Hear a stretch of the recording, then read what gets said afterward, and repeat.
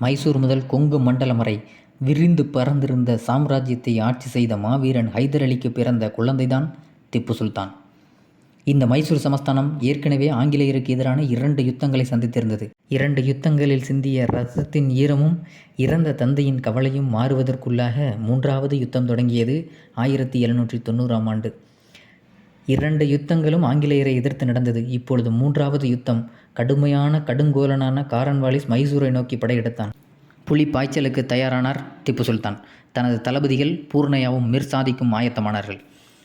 போரின் தொடக்கம் வெற்றியோடு தொடங்கினாலும் திப்புவின் வாளுக்கு ஆங்கிலேயனின் பீரங்கிகள் அடிபணியவே இல்லை.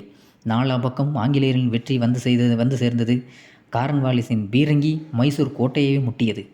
கோட்டைக்குள் விழுந்த வெடிகுண்டுக்கு தனது அருமை மனைவியான ரூகய்யா பானு இறந்தாள் என்ற செய்தி கேட்டதுமே 2 நாள் திப்புவால் எழுந்திருக்கக்கூட இயலவில்லை.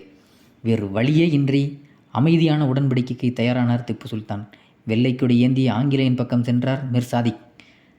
சமாதானத்திற்கான சன்மானம் என்னவென்று பார்த்தால், சன்மானத்திற்கு தன்மானவே பரவாயில்லை என்று உயிரையே விட்டிருக்கலாம் போல அந்த அளவுக்கான சன்மானம்.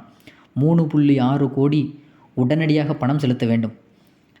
அது மட்டுமல்லாது 2 குழந்தைகள், அப்துல் காலிக், முய்சுதீன், இருவரையும், குழந்தைகள் என்றாலே குற்றம் செய்யாதவர்கள்தான், 8 வயதும் 5 வயதும் இருக்கக்கூடிய அந்த 2 குழந்தைகளுக்கும் கையில் விலங்கிட்டு பணைய கைதிகளாக அழைத்து சென்றான் காரன்வாலிஸ். என்ன செய்வது, மண்ணை காக்கவும் மக்களை காக்கவும் இவ்வளவு பெரிய தியாகத்தை செய்தவர் வீரன் திப்பு சுல்தான். அதனால்தான் இன்று வரை மிகப்பெரிய தலைவனாக போற்றப்படுகிறான். எதிரியின் இரத்தத்தால் எழுதப்பட வேண்டிய ஒப்பந்தங்கள் அனைத்தும் அன்று வேறு வழியின்றி திப்புவின் கண்ணீரால் எழுதப்பட்டது. அதுதான் 1792ஆம் ஆண்டு எழுதப்பட்ட ஸ்ரீரங்கப்பட்டினம் ஒப்பந்தம்.